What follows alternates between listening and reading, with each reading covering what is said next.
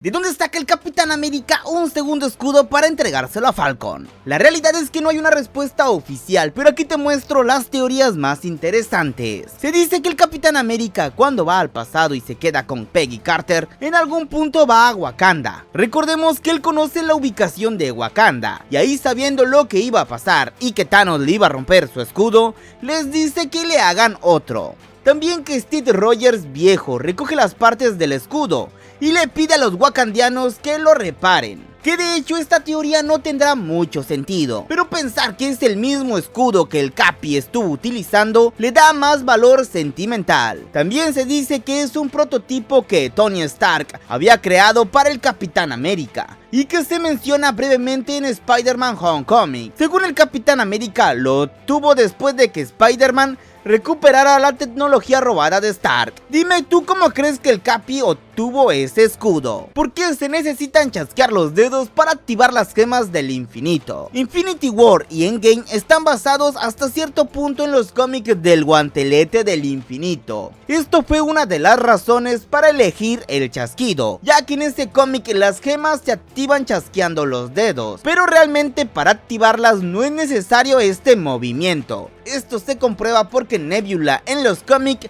activa el guantelete simplemente empuñándolo. Y en el UCM Thanos activa la gema del poder sin necesidad de chasquear los dedos cuando golpea a la Capitana Marvel. Y en otras ocasiones igual las activa. Un chasquido y se acabó. Desde un punto de vista cinematográfico es perfecto para generar tensión y es un movimiento identificable. Es preciso e incluso tiene una función narrativa mucho más atractiva que solo alzar el brazo y cerrar el puño. ¿Cuál es el universo 001 de Marvel? El universo 001 es la realidad natal de los herederos. Tras conquistar esta realidad, los herederos sometieron a su población en la esclavitud y convirtieron este mundo en un paisaje de reinos conquistados, a partir de innumerables guerras en todo el multiverso. Los herederos usaban este mundo como su base principal, para viajar a través del multiverso con la ayuda involuntaria de los portales dimensionales creados por el tejedor maestro, para cazar los tótems arácnidos. Durante la gran cacería, los herederos lograron capturar a el otro, el vástago y la novia, para ejecutar un ritual que destruiría a todas las arañas del multiverso. Tras una gran batalla, las arañas salieron triunfantes y los herederos fueron desterrados a la Tierra 3145, un mundo asolado por una guerra termonuclear. ¿Venom puede unirse a Galactus? La respuesta sería entre un sí y un no. En los cómics ya se ha visto a Galactus con el simbionte, esto cuando Spider-Man estaba celebrando su 30 aniversario, por ahí de los años 90. Escribieron una historia de que Mysterio jugaba con la cabeza de Peter Parker, donde al final todo resulta ser pues una ilusión clásica de Mysterio. Todo parece que los escritores solo buscaban una excusa para tener a Galactus vestido con el simbionte Venom. Pero dime, ¿tú crees que en realidad Venom pueda unirse a Galactus? ¿Dónde dejó el Capitán América el martillo de Thor? Si recordamos, cuando el Capi se va a entregar las gemas del infinito, también se lleva el martillo para regresarlo a su línea de tiempo. Entonces, ¿dónde lo deja? Pues yo supongo que antes de salir a dejar las gemas del infinito, hicieron una reunión para informarle al Capi dónde estaban para poder regresarlas. Y digo supongo porque, como vimos en un video anterior, hizo un montón de realidades alternas. Bueno, en esa supuesta reunión Thor tuvo que haberle dicho de dónde sacó el martillo. Y si recordamos, ni Thor sabía dónde estaba, ya que básicamente solo alzó la mano y el martillo vino hacia él. Y tampoco es que tuviera mucha importancia donde lo deje, no comparado con las gemas del infinito. Básicamente lo pudo dejar en cualquier parte siempre y cuando sea en Asgard. Solo tiene que dejarlo ahí y entonces el Thor de esa época lo llamará y el martillo irá. ¿Puede la Capitana Marvel levantar el martillo de Thor? Pues bien, la respuesta corta es sí y no. Resulta que en el cómic número 16 de Capitana Marvel, Carol Danvers es atacada con unos productos químicos que contienen el material genético de los Vengadores principales. Esto le da la habilidad de usar los poderes de su compañero, incluyendo la habilidad de llamar al martillo de Thor. Así es como logra levantarlo y utilizarlo contra sus enemigos. Pero no se emocionen demasiado, porque esta hazaña tiene truco. Resulta que Carol Danvers no es realmente digna del martillo, sino que lo levanta gracias al ADN de Thor que tiene en su cuerpo. Y cuando su cuerpo se purga de estos químicos, pierde la habilidad de usar el martillo y lo deja caer al suelo. Así que sí pudo levantarlo, pero no podrá volver a hacerlo. ¿Tú crees que la Capitana Marvel del UCM sea digna de levantar el martillo de Thor? ¿Cómo obtuvo Thanos la gema del poder? Esta es una de las grandes incógnitas del universo cinematográfico de Marvel. Recordemos que en la película de Los Guardianes de la Galaxia, los héroes liderados por Star-Lord logran rescatar esta gema de las manos del villano Ronan. Sin embargo, en Avengers Infinity War vemos que Thanos ya tiene esta gema en su guantelete desde el principio, sin explicarnos cómo la consiguió. Los productores Anthony y Joe Russo decidieron simplemente saltarse esta parte de la historia y no mostrar cómo Thanos destruye el planeta Xandar, donde se encontraba esta gema custodiada por el Cuerpo Nova, una fuerza policial intergaláctica. ¿Pero por qué hicieron esto? Ya saben, la película que llegamos a ver en los cines siempre sufren este tipo de cortes creativos, o para que la película no sea tan larga. Pero dime, ¿te hubiera gustado ver cómo Thanos destruye el planeta Xandar? ¿De qué está hecha la espada de Thanos? Si bien no hay una respuesta oficial, sabemos que es un material mucho más resistente que el Vibranium. Igual podría ser Adamantium, ya que el Adamantium es mucho más fuerte que el Vibranium, y sería como una forma de empezar a introducir el universo de los X-Men al universo cinematográfico de Marvel. Pero honestamente yo supongo que está hecho de un material más parecido al Uro, el material del que está hecho el Mjolnir, y ya sabemos que Thanos conoce muy bien a Eitri, el mismo que hizo su guantelete y la Stonebreaker, y bien lo pudo obligar a hacerle esa espada. Por eso es tan poderosa. Pero dime, ¿tú de qué material crees que está hecha la espada de Thanos? ¿Cuánto cuesta el escudo del Capitán América? Recordemos que el escudo del Capitán América está hecho de Vibranium. En uno de los cómics de los Cuatro Fantásticos de Reed Richards declara que el Vibranium cuesta $10,000 por 1 gramo. Mientras que según la base de datos de Marvel, el escudo del Capitán América pesa unos 5.53 kilos. Entonces el escudo cuesta aproximadamente $55 millones.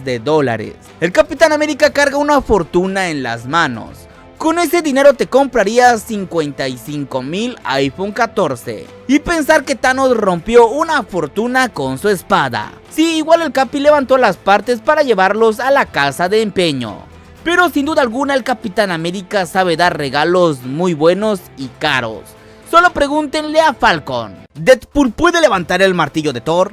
Uno de los seres más irreverentes e inestables que el universo Marvel tiene para ofrecer. Deadpool es uno de los últimos personajes que esperarías que levantasen el martillo de Thor. Pero eso es exactamente lo que pasó en Deadpool número 37.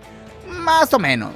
Después de ser manipulado por Loki para desterrar y capturar a Thor, Deadpool se sorprende al saber que puede levantar el Mjolnir. Inmediatamente inicia una serie de grandes aventuras que incluyen ordenar 37 gorditas de Taco Bell y anotar un home run en un partido local de béisbol. Por supuesto, pronto se revela que Loki había plantado una réplica del martillo para engañar a Deadpool, lo que significa que el mercenario nunca fue digno de empuñarlo. Si bien este suceso no puede contar como que levanta el martillo de Thor, pero sí es un dato muy interesante. ¿Magneto puede levantar el martillo de Thor? Pues sí y no. El martillo de Thor está hecho de un metal llamado Uru. Si bien no es un metal que se encuentre en la tierra, al final tiene propiedades metálicas. Por lo tanto es susceptible a los campos electromagnéticos, materia en la cual Magneto es un experto. Y efectivamente en el universo tradicional fue capaz de redireccionar el martillo lanzándolo junto con Thor. Y en el universo Ultimate hizo uso de este recurso y logró tomarlo con el puño.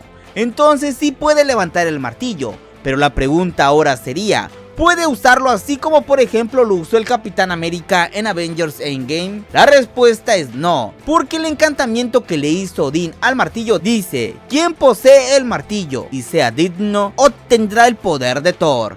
Si bien Magneto sostiene el martillo, pero obviamente no es digno, solo se limitará a levantarlo y usarlo como un martillo común.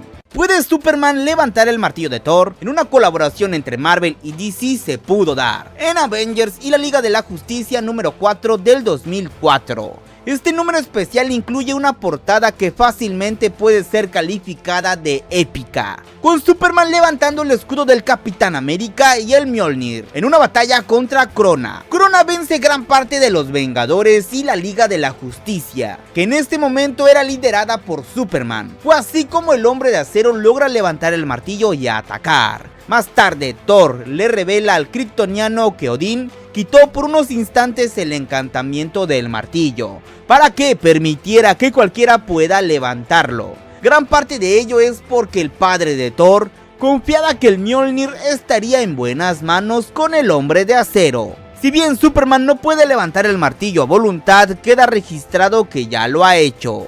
¿Deadpool puede sobrevivir al chasquido de Thanos? Deadpool tiene uno de los factores regenerativos más potentes, pero este factor será lo suficientemente bueno como para sobrevivir al poderoso chasquido de Thanos. La respuesta es no. No podría sobrevivir, aunque sabemos que Deadpool se puede regenerar desde una gota de sangre. Pero lo que hace que Deadpool no se regenere es cómo funciona el chasquido. Este no te mata, sino que te borra de la existencia, o sea, como si nunca hubieras existido. Y si nunca existió Deadpool, pues no podría regenerarse. El factor regenerativo de Deadpool es impresionante para superar heridas físicas, pero el chasquido de Thanos no se trata simplemente de un daño corporal tradicional. Es un acto de aniquilación cósmica a una escala imaginable. Si cortan a Deadpool por la mitad, ¿crecerán dos Deadpool o qué pasaría? Deadpool tiene un factor de regeneración muy bueno. Al ser cortado por la mitad, lo primero que pasaría es que trataría de unirse de nuevo, ya que es más fácil unirse que volver a regenerar las piernas. Ahora bien, supongamos que lo han cortado por la mitad, pero las dos partes son separadas por varios kilómetros, por lo tanto no puede unirse. La parte inferior de Deadpool le sale una parte superior creando un nuevo Deadpool, pues no. De hecho, hay un cómic donde un fanático loco va recogiendo partes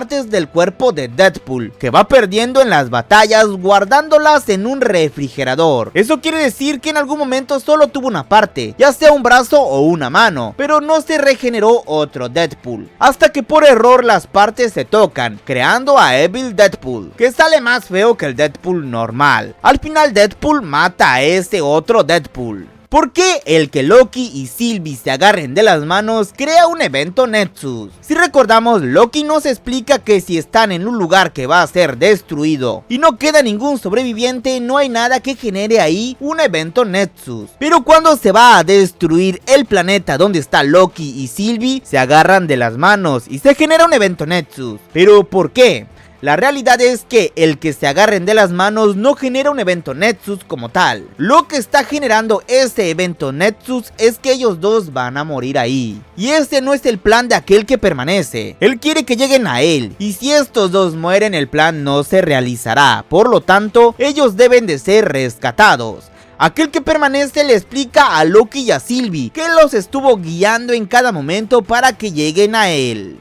¿Quién es el Spider-Hulk? Esta versión de Hulk pasa porque Venom y Hulk se unen para poder enfrentarse a Carnage. El gigante verde adquiere las mismas habilidades del simbionte, por lo que ahora es libre de escoger su huésped. Es así que cuando Bruce Banner se despierta, este se da cuenta que la presencia de Hulk ha desaparecido, por lo que sabe que alguien está a punto de transformarse en un ser capaz de destruir ciudades enteras. Pronto Peter Parker descubriría que además de tener poderes arácnidos, ahora también tendrá que lidiar con una nueva fuerza que habita en su interior, lo cual lo convierte en un ser monstruoso, poseedor de una fuerza indescriptible. Si bien la fuerza de Hulk ya era grande, ahora que está combinado con los poderes arácnidos de Peter Parker, lo convierte en uno de los seres más poderosos del planeta. Y al final se logran separar con la ayuda de los Cuatro Fantásticos. ¿Spider-Zombie podría entrar en la Sociedad Arácnida? La Sociedad Arácnida es una sociedad que reúne a muchísimas versiones de Spider-Man, y el líder es Miguel O'Hara. En los cómics es un poco diferente, pero enfoquémonos en la versión de Spider-Man Across the Spider-Verse. Spider-Zombie es la versión de Peter Parker que es infectado por el virus zombie. Spider-Zombie es uno de los pocos que conserva algo de su conciencia y remordimiento por sus acciones, y eventualmente ayuda a detener la plaga zombie en otros universos, y a menos que sea curado, cosa que es muy complicado, ya que nunca se ha encontrado una cura definitiva. Pero si es curado, muy probablemente Miguel O'Hara lo deje entrar a la sociedad, aunque tiene un pasado bastante turbio, pero creo que es posible que sea aceptado. Pero en su versión zombie es imposible que entre a la sociedad. Imagina, es darle un banquete con tanto Spider-Man en la base. Y como es de estricto Miguel, en definitiva sería un rotundo no. ¿Desde cuándo el Coronel Rhodes es un Skrull? Este video contiene spoilers de la serie de Invasión Secreta. Si continúas viendo, es claro que ya sabes que el Coronel Rhodes es un Skrull.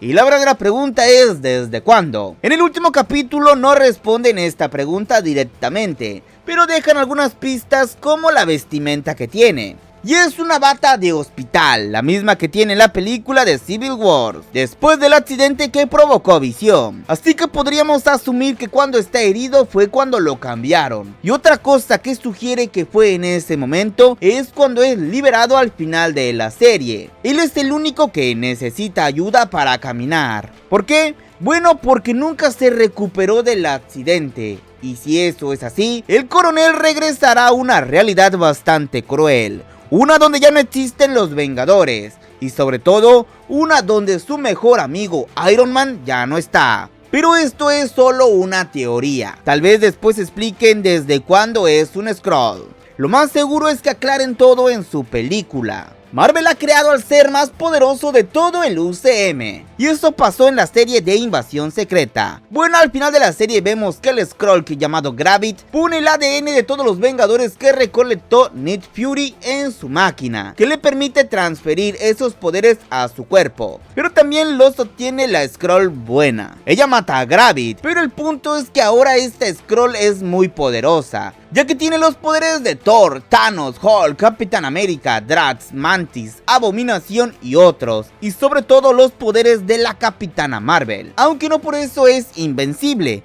ya que en la misma serie ella mata a Gravit y él tenía los mismos poderes. También parece que los poderes solo funcionan cuando los están utilizando. Por ejemplo, si usa los poderes de Drax, no puede usar los de Hulk, porque de lo contrario Gravit se hubiese curado con la regeneración de Hulk. No es como que todos los poderes estén funcionando al mismo tiempo. Deadpool fue el primero en fusionarse con Venom. En el cómic Deadpool Secret Wars 2015 se revela que Deadpool fue el primer humano en usar el traje negro, que luego se convierte en Venom. Durante las guerras secretas de 1984, Deadpool encontró una máquina en el planeta Mundo de Batalla, que le otorgó el traje, pero al descubrir que era un ser vivo que buscaba controlarlo, lo rechazó. Después Spider-Man usó el mismo traje hasta que también lo abandonó. Finalmente el traje se unió a Eddie Brock. En Deadpool Black in Black 2016, después de que Spider-Man se deshiciera del traje en una iglesia, Deadpool se reúne con el simbionte, que recordaba su encuentro en Mundo de Batalla. Ambos se unieron nuevamente, pero cuando Deadpool intentó salvar a Spider-Man del simbionte, este se enfureció y lo dejó. Luego el simbionte se unió a Eddie Brock. Deadpool fue el portador del simbionte en dos ocasiones diferentes, pero en ambas fueron temporales y no oficiales.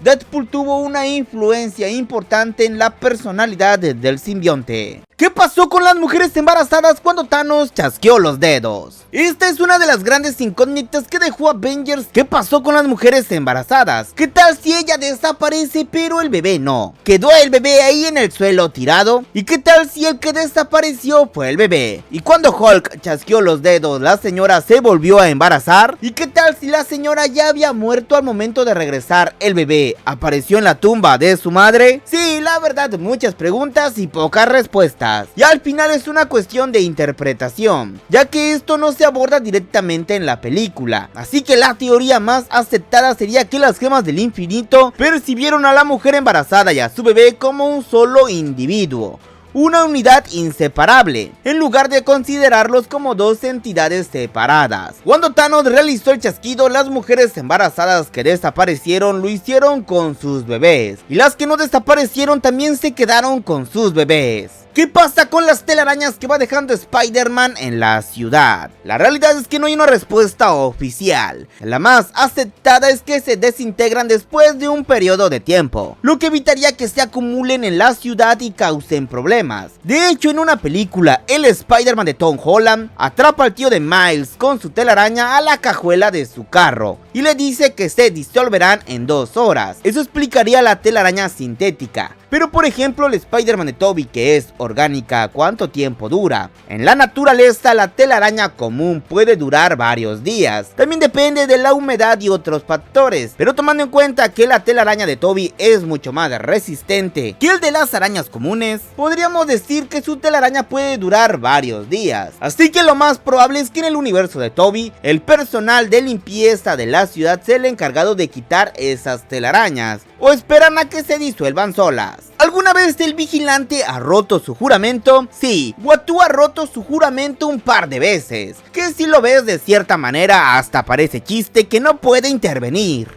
Una de sus intervenciones más importantes fue en la lucha contra Thanos. Uatu no actuó directamente en combate, pero desempeñó un papel importante al proporcionar información crucial y consejo a los héroes en su lucha contra el Titán Loco. También Uatu ayudó a los Cuatro Fantásticos cuando Galactus llegó a la Tierra en busca de un nuevo planeta para consumir. Uatu le dio información sobre el Devorador de Mundos y también ayudó a protegerlos de él y de su heraldo. Con la ayuda de Uatu, los Cuatro Fantásticos fueron capaces de derrotar a Galactus y salvar la Tierra. Y su más reciente intervención es cuando reúne a un grupo llamado los Guardianes del Multiverso. Ahí se ve obligado a intervenir para poder vencer a Ultron Infinito. ¿Qué otras ocasiones conoces donde el vigilante rompe su juramento? ¿Cuáles son los eventos más importantes de todo Marvel? Hoy te hablaré de los 3 más importantes. La saga del infinito. Thanos, el malvado titán loco, obtiene las gemas del infinito y el guantelete, dándole un poder increíble con el que quiere acabar con la mitad del universo. Civil War. Los héroes se dividen en 2 bandos por una ley que pide que se registren ante el gobierno. Algunos están a favor de la ley y otros en contra. Esto provoca una pelea masiva entre ellos, causando una guerra. Guerras secretas. Todos los personajes principales de Marvel son llevados a un extraño lugar llamado Mundo de Batalla por alguien muy poderoso. Luchan por sobrevivir y todo cambia de manera sorprendente. Estos eventos han sido importantes para Marvel porque han afectado a muchos personajes y han dejado un gran impacto en sus historias. En el UCM ya tuvimos 2 de estos 3 eventos y pronto tendremos guerras secretas. ¿Stan Lee puede levantar el martillo de Thor? Sí, hay una versión de Stan Lee que lo ha logrado. Y no solo eso, sino hasta que tira rayos con el martillo. En el UCM ya vimos cómo Stan Lee trata de levantar esta mítica arma. Bueno, como tal, no de levantar, pero sí de arrastrar. Eso pasa en la película de Thor. Ahí Stan Lee quiere mover el martillo con su camioneta, pero no lo logra. Pero como dije, hay una versión de él que sí lo hace. Y esta es la versión de Lego. En el videojuego de Lego Marvel Avengers La Era de Ultron, al completar el juego hay una escena post créditos donde el gran Stan Lee está limpiando la torre de los Vengadores. Ve el martillo en la mesa, lo levanta y hasta tira un rayo. La verdad que esta escena me sorprendió mucho. Pero ¿por qué en el UCM no lo pudo levantar? Bueno, porque las películas de Lego son más cómicas y las del UCM son más serias. La serie de Loki está arreglando el error de Spider-Man No Way Home. Y es que se acaba de estrenar el nuevo tráiler de la segunda temporada de Loki. Y vemos cómo este empieza a sufrir glitcheos, como los que vimos en Spider-Man Across the Spider-Verse. Y estos glitcheos no se habían visto en el UCM, a pesar de que ya tuvimos visitantes de otros universos, como es el caso del Spider-Man de Tobey, el Spider-Man de Andrew y los villanos. Así que al menos ya empezamos a ver estos glitcheos. Pero en el caso de Loki van un poco más de lo que vemos en Spider-Man Across the Spider-Verse. Porque no solo se glitchea y ya, sino que estos vienen acompañados de saltos en el tiempo. O sea, tiene desfase temporal. Lo bueno es que la sociedad arácnida soluciona estos glitches con tecnología. Sí, con los brazaletes. Así que es probable que Ove encuentre la manera de corregir estos glitches muy pronto. ¿Quién es la tía May que se convirtió en Spider-Man? Esta tía es de un universo alternativo. En este universo Peter Parker olvidó su almuerzo y la tía, como es de buena y se preocupa por su sobrino, decide llevársela para que no pase hambre. Ya en la escuela se da cuenta que hay una exposición científica y una araña radioactiva escapa, y esta vez en lugar de picarle a Peter le pica a la tía May. Ella empieza a sufrir cambios en su cuerpo y obtiene los poderes de Spider-Man. Ahora ella se dedica a salvar a la ciudad de Nueva York. Se dice que en Spider-Man Beyond Spider-Verse la veremos y estará en el grupo de Miles. Esperemos que tenga una gran participación. ¿Cuáles son las peores cosas que ha hecho Tony Stark?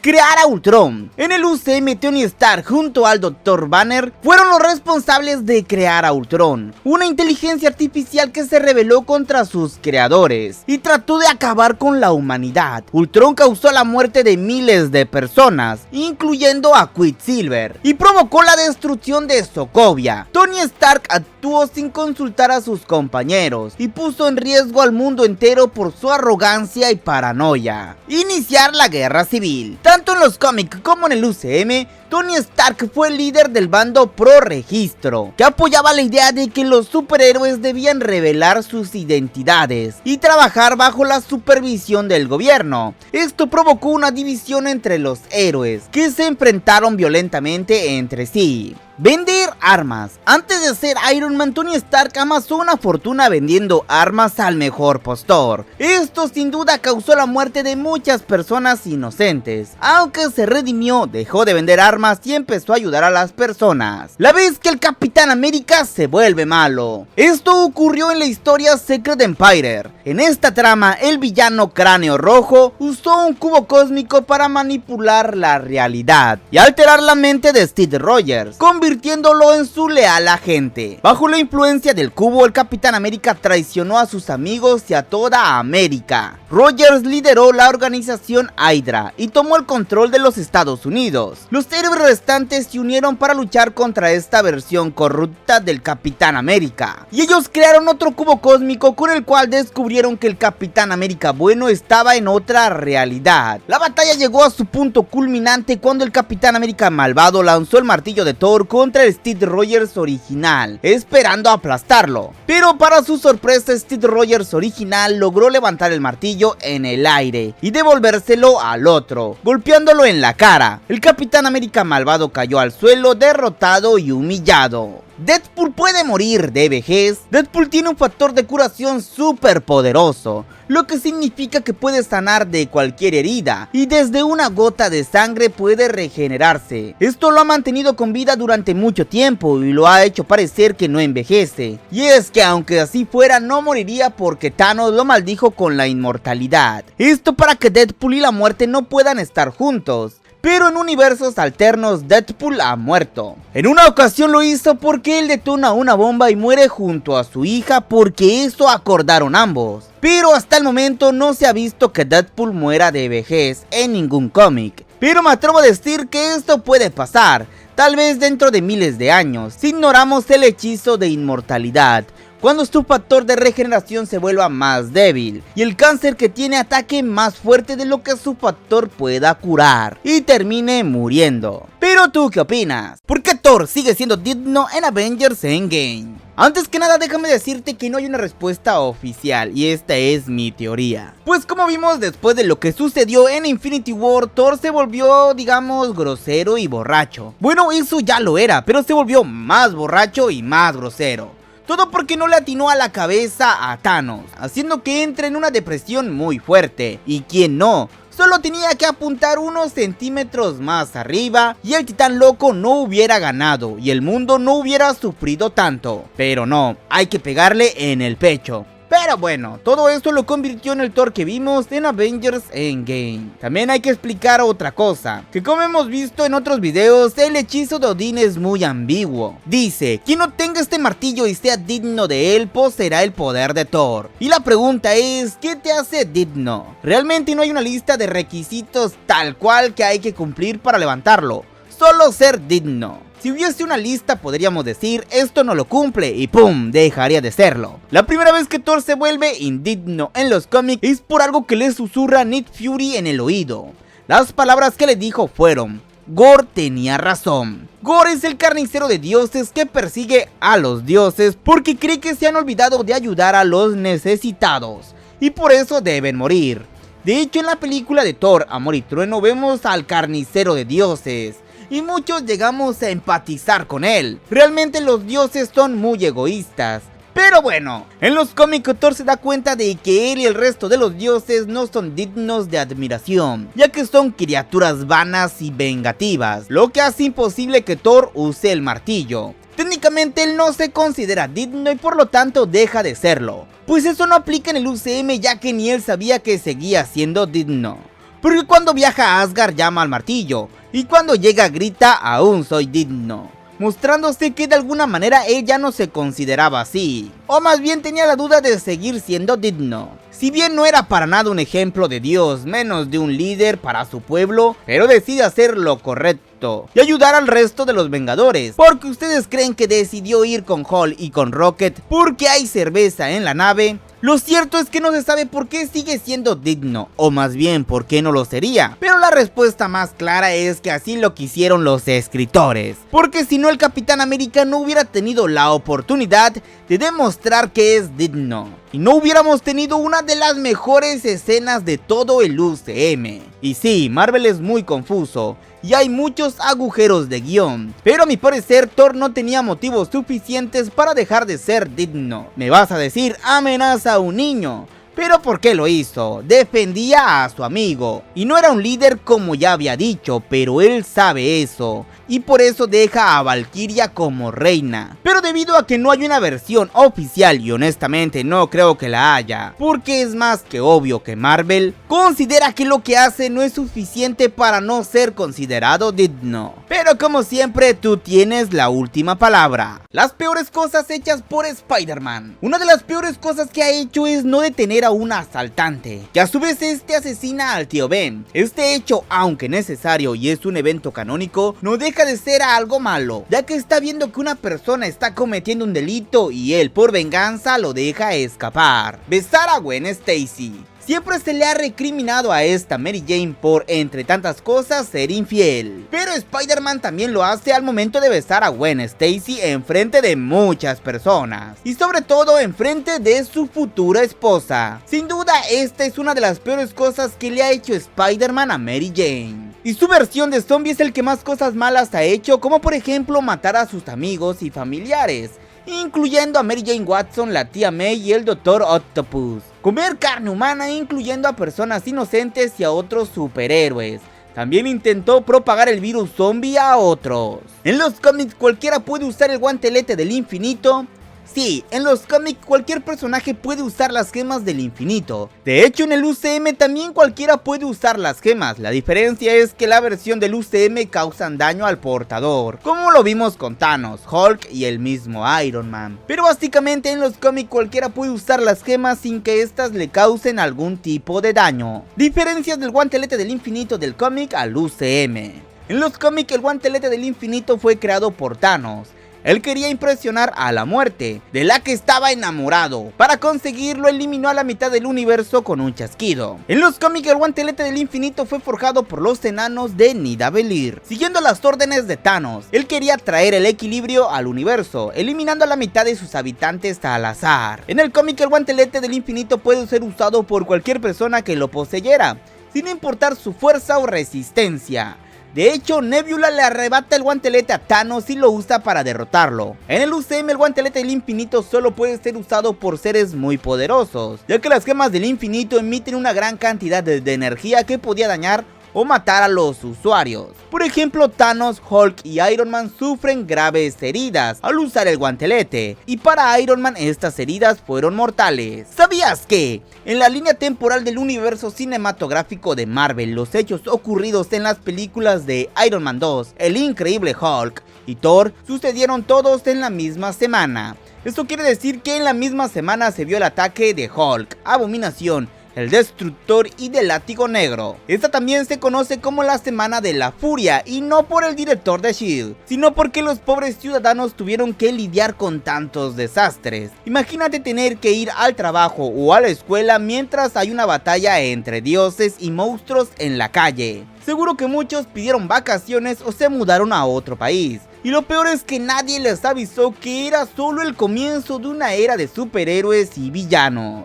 ¿El Capitán América está muerto? Marvel nunca ha dicho qué pasó de él después de Avengers Endgame, pero sí nos han dado pequeñas referencias de su paradero, específicamente en la serie de Falcon y el Soldado del Invierno. Cuando un técnico le dice a Falcon que hay rumores de que el Cap está en la luna, Wilson le dice que no haga caso a los rumores, desviando el tema. Y en el último capítulo de la serie, Sam aparece con su nuevo traje, y un guardia le pregunta ¿quién eres? Él le dice, el Capitán América. El guardia contesta, pero ¿no estaba en la luna? La verdad es que en ningún momento se ha dicho que el Capitán América está muerto, y tal vez no lo esté, pero ya no está en condiciones para luchar por su país. La verdad, esta es una pregunta a la cual no tendremos una respuesta oficial, y siempre estará la esperanza de que regrese, pero no creo que regrese. Por eso nos dieron a otro Capitán América, pero como siempre tú tienes la última palabra. ¿Tony Stark ha muerto pero ha revivido? Pues sí, Iron Man ha muerto y revivido varias veces en los cómics. Una de las más famosas fue en el cómic El Guantelete del Infinito, donde Thanos usó las gemas del infinito para eliminar a la mitad de la vida en el universo, incluyendo a muchos héroes. Iron Man fue uno de los que sobrevivió al chasquido, pero fue asesinado brutalmente por Terrazia, que le arrancó la cabeza de su cuerpo.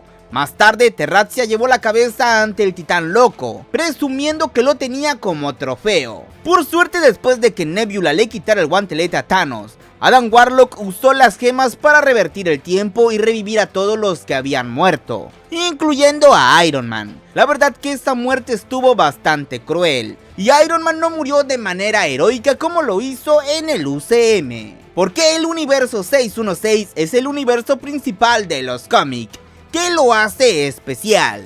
Pues la verdad es que no tiene nada de especial en sí mismo, sino que es una forma de distinguirlos. Por ejemplo, el 999-1999 es el universo del UCM, y también está el universo 838, que es el que visita Doctor Strange en la película del multiverso de la locura. ¿Y cuál es la diferencia entre estos dos? El del UCM lo conocemos muy bien, pero el 838 casi nada. Lo mismo en los cómics, el 616 es el universo que está más desarrollado. Entonces el 616 es especial por ser el más clásico, pero no por eso es mejor ni peor.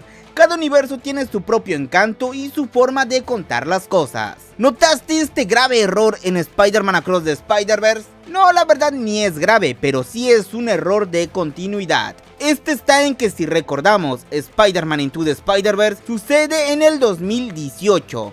En este año se estrenó esa película, pero sabemos que en este año está ambientada por la tumba de Peter Parker, que dice 1991-2018. Ahí todo bien. Pero al inicio de Across the Spider-Verse, Miles dice que lleva siendo Spider-Man 1 año y 4 meses, lo que lo sitúa en el año 2019. Pero en las cámaras la fecha que tiene es el 11 de julio del 2023, cuando tenía que decir 11 de julio del 2019. Dime, ¿notaste más de estos pequeños errores en la película? Déjalo en los comentarios.